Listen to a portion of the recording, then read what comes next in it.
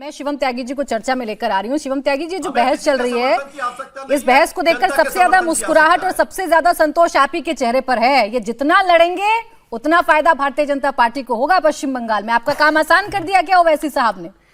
नहीं प्राची जी, मैं तो लेफ्ट आउट फील कर रहा हूँ। मैं तो हिंदू होने के नाते मुझे ऐसा लग रहा है मैं इस डिबेट में हूँ क्यों, और मुझे तो देखकर ऐसा भी लग रहा है कि ये हिंदू वोट देते क्यों ऐसी पार्टियों को जिनका ये हाल है। ऐसा लग रहा है कि शिवम त्यागी ना ही हो तो ज्यादा बेहतर है। इनका बस नहीं चल रहा, वरना ये बंगाल की खाड़ी से पार करके सारे हिंदुओं को या तो उधर भेज देंगे या इधर भेज देंगे। मुस्लिमों के लिए, मुस्लिमों को देखते हुए, मुस्लिमों के बारे में स्कीमें होनी चाहिए, ऐसा होना चाहिए, वैसा होना चाहिए। क्या करे भैया, प्लीज बीच में नहीं, क्या करे भैया, हिमालय पे चले जाए क्या हम अपना झोला उठाकर? गजब कहानी हो गई। मतलब आप मुझे एक चीज बताइए, एक कह रहे हैं कि मुस्लिम लीडरशिप होनी चाहिए, असदुद्दीन ओवैसी, पिछली बार जब हुई थी तो देश को बीच में से काट दिया था।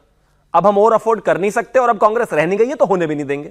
दूसरी बात, मुस्लिमों का एम्पावरमेंट की बात कर रहे हैं। एम्पावरमेंट नहीं, उन्होंने नेता कहा है। प्लीज मुझे, मैं आप इनको रोकिए ना, मैं इनके बीच में बोला, मेरा निवेदन है आपसे, मेरा निवेदन है आपसे, प्लीज बीच में एक एक करके बोलते हैं ना भाई। त्यागी जी ठीक है, लेकिन बाद में बोल लेना भाई, कोई बात नहीं, प्यार से बात करते हैं ना, लड़ना जरूरी थोड़ी ना। नहीं, मैं लड़ भी नहीं सर। मैं अरे बहुत ही अच्छी बात है। नहीं अगर लड़ना भी, अब वर्ल्ड नहीं वर्ल्ड वाइड, नहीं अच्छी बात है। वर्ल्ड वाइड अगर आप दोनों बात करेंगे ना तो फिर शक हो जाएगा स्वयं प्रकाश। वर्ल्ड वाइड वैसे भी लड़ने के ऑप्शंस बहुत सारे हैं। जिसको आजकल लड़ना हो ईरान चले जाओ, वहां लड़ो, तलवारें उठा लो, यहाँ प्यार से बात करते हैं। बात करेंगे ना। एक सेकंड इमरान सोलंकी जी प्लीज, मुझे फिगर डाउन करवाना पड़ेगा सर। एक एक करके बात करते हैं ना। मैं कह रही हूँ इतने प्यार से आप लोग बात करेंगे तो शक हो जाएगा फिर से पुरोहित जी को और एमएच खान साहब को कि भाई कुछ तो खिचड़ी पक रही है दोनों के बीच में।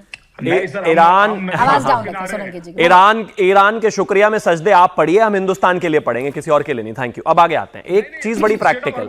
अरे फिर रुकिए ना भाई, अरे रुकिए ना भाई, प्लीज आप इनको रोकिए। मैं लाभ नहीं, मुझे ऐसा लग रहा है मैं आया था यहाँ पर असदुद्दीन ओवैसी के प्रवक्ता से डिबेट करने, यहाँ ईरान का प्रवक्ता लाकर बिठा दिया आपने। रुको भाई, ऐसे कैसे बात है? भाषा तो आपकी हिंदुस्तानी लग रही है तो बोलने दो मेरे को। थैंक यू, अब मैं आ गया। अरे रुक जाओ ना भैया। सोलंकी जी, आपको बड़ी दिक्कत हो रही थी जब पुरोहित जी आपके बीच में बोल रहे थे। आवाज डाउन बात हो गई। ऐसे नहीं, मतलब स्टेट ऑफ हार्मोज इतना याद है जितना स्टेट ऑफ बंगाल याद नहीं है चुनाव में भी। गजब बात हो गई। खैर अब मैं आगे आता हूं। देखिए प्रैक्टिकल सी बात है, जिस तरीके से मुस्लिम मुस्लिम मुस्लिम मुस्लिम किया जा रहा है पूरे चुनाव में, एक चीज तो बड़ी क्लियर है कि चाहे ममता बनर्जी हो, चाहे हुमायूं कबीर हो, चाहे असदुद्दीन ओवैसी हो, एक ही सिक्के के दो पहलू हैं, दोनों एक ही साथ है। मैं प्रूव करता हूं कैसे। यहां पर जो है वरुण पुरोहित कह रहा हूं, जो हमारे जो टीएमसी के प्रवक्ता हैं, उन्होंने कहा हाँ टीएमसी की फुल फॉर्म बताई।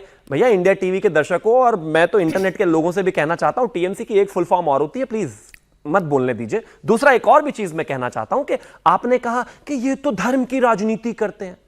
ये बयान किसका है जरा बताना, कि जो गाय दूध देती है उसकी लात भी सहनी पड़ती है।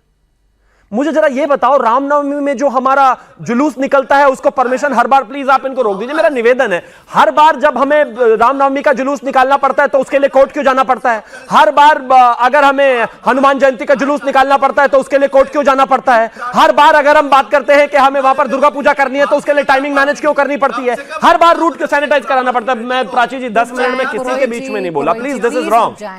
रुक जाओ भाई, आवाज डाउन। और आप ध्यान हमें दे रहे हैं। नहीं,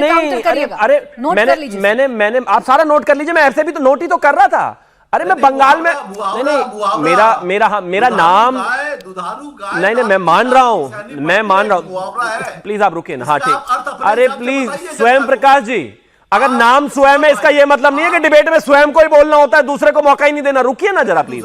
और दूसरी एक और बात है, मेरा नाम शिवम त्यागी देखकर इतना भड़किए मत। मैं हिंदू जरूर हूं लेकिन हूं नोएडा में, सेफ हूं। आप मेरा गला नहीं दबा सकते यहां, तो रुक जाइए प्लीज, बोलने दीजिए। अब एक और चीज पर आता हूं। इन्होंने एक और बड़ी इंटरेस्टिंग बात कही कि हमारे यहां तो देखिए सब धर्मों की बात होती है, सारे प्रोसेशन हमारे रोके जाएं, सारे जलसे हमारे रोके जाएं, सारे जुलूस हमारे रोके जाएं, उसके लिए कोर्ट हमें जाना पड़े, दुधारू गाय आपके लिए मुस्लिम्स हो गए, मुस्लिमों की आप बात करेंगे। और ये ममता बनर्जी के पूर्व मंत्री हैं, प्लीज आप इनको रोक दीजिए भाई, ये तो कमाल हो गया। मैं भी ऐसे ही करना शुरू कर दूंगा। Thank you. और ये प्लीज ये आवाज डाउन। ये इन्होंने एक और चीज कही, ये हुमायूं कबीर तो भाजपा का आदमी है, ये इनके पूर्व मंत्री हैं चंद्रनाथ सिन्हा। वो मर्यादा पुरुषोत्तम भगवान श्री राम को कहते हैं वो तो उत्तर भारत के भगवान है। यानी कि आपके भगवान कौन है? बाबर। यानी कि बाबर का समर्थन किसका है? टीएमसी का। मतलब हमारे तो भगवान है, पूरे देश के दुनिया के भगवान है मर्यादा पुरुषोत्तम भगवान श्री राम, लेकिन आपके भगवान तो है ही नहीं वो। फिर ये बताइए ना, आप कैसे अलग हैं? ये मुसलमान करते हैं तो आप भी तो दिन रात हिंदू करते हैं ना। आप भी तो दिन रात ही बताते हैं ना कि ममता आ गई तो हिंदू खतरे में पड़ जाएगा, ममता आ गई तो हिंदुओं का जीना भारी हो जाएगा। आप भी तो यही कहते हैं ना पश्चिम बंगाल में। देखिए, मैं एक चीज कहना चाहता हूं कि जहां तक बात हिंदू हिंदू करने की है, हम एक चीज कहते हैं कि पीड़ित पक्ष का ही तो सवाल किया जाएगा ना। वो पीड़ित पक्ष है वहां कैसे है पीड़ित पक्ष? वहां अब आप मुझे एक चीज बताइए, हाँ। दिल्ली में हो या फिर कहीं भी हो, किसी भी प्रदेश में हो, क्या कोई शोभा यात्रा निकालने की परमिशन लेने के लिए हर बार हाईकोर्ट जाना पड़ता है क्या? किसी भी दुर्गा पूजा के लिए अगर हमें वहां पर जो है जाना पड़ता है तो उसके लिए क्या हाई कोर्ट जाना पड़ता है या लोअर कोर्ट जाना पड़ता है क्या? क्या हर बार ऐसी स्थितियां पैदा हो जाती हैं कि अगर दुर्गा पूजा और रमजान या फिर ईद एक साथ बन रही है तो ईद को अपने टाइम पर मनाइए, इसके अलावा जो है शोभा यात्रा थोड़ा बाद में हो सकती है, विसर्जन थोड़ा बाद में हो सकता है? ऐसा हो सकता है क्या? ऐसा क्यों है कि हर बार पोस्टपोल हिंसा में? अच्छा, मुझे एक चीज बताइए, जितने भी चुनाव हुए, प्लीज आप रुकिए ना, जितने भी चुनाव हुए सारे चुनाव में अगर पलायन हुआ पोस्टपोल हिंसा में, वो सिर्फ हिंदुओं का हुआ, मुसलमानों का तो नहीं होता। पीड़ित है भाई हम वहां पर। पुरोहित जी बहुत छोटा जवाब दीजिएगा, फिर अन्य मेहमान भी हैं। सुन लीजिए पुरोहित जी। हाँ, फेल तो हो चुकी, मैं कह रहा हूं टीएमसी फेल हो चुकी, आप ठीक कह रहे हैं बिल्कुल। एक मिनट रुकिए, बस मुझे इस बात का जवाब दें। जो शिवम त्यागी जी ने अभी मुद्दा उठाया कि हिंदुओं की कोई भी त्योहार हो या शोभा यात्रा अगर उनको निकालनी हो तो बार बार कोर्ट क्यों जाना पड़ता है? क्या सरकार इतनी सक्षम नहीं है कि एक पक्ष को कम से कम इतना मौका तो दे कि अपने त्योहारों को खुलकर मना सके?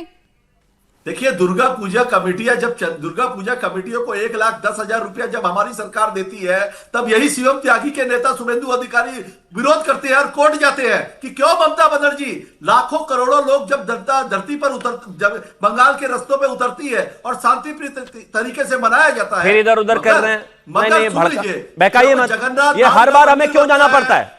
हमें कोर्ट क्यों जाना पड़ता है बताइए आप? हमें कोर्ट क्यों जाना पड़ता है? प्रभु के हमें क्यों कोर्ट जाना पड़ता है बताइए?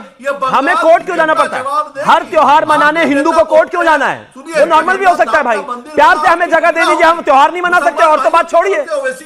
क्यों ऐसा है कि हर बार चुनाव की हिंसा के बाद हिंदू ही पलायन करते हैं? क्यों ऐसा है कि मालदा, मुर्शिदाबाद, इन सब जगहों से जितने भी हिंदू हैं वही पलायन कर रहे हैं? ऐसा क्यों है भाई बताइए? सीधा जवाब दीजिए, घुमाइए मत इधर उधर। आप प्रसाद को हराम बोलते हैं, आपके नेता प्रसाद को हराम बोलते हैं, जवाब नहीं देना, आपको टिप्पणी कर रहे हैं, जवाब नहीं देना, जवाब नहीं देना, जवाब नहीं देना भाई। वो नाराज हैं चूंकि ओवैसी साहब को आपने लाकर खड़ा कर दिया। रुके एक सेकंड, अच्छा, ओवैसी साहब को हमने लाकर खड़ा कर दिया भाई, उनका आरोप तो है। पुरोहित जी रुक जाए, 10 सेकंड और। बड़ी विडंबना है भैया, बड़ी विडंबना है। ओवैसी जी, 10 सेकंड का दे दीजिए, उसके बाद मैं चला, उसके बाद आप चले जाइए। 10 सेकंड दे दीजिए।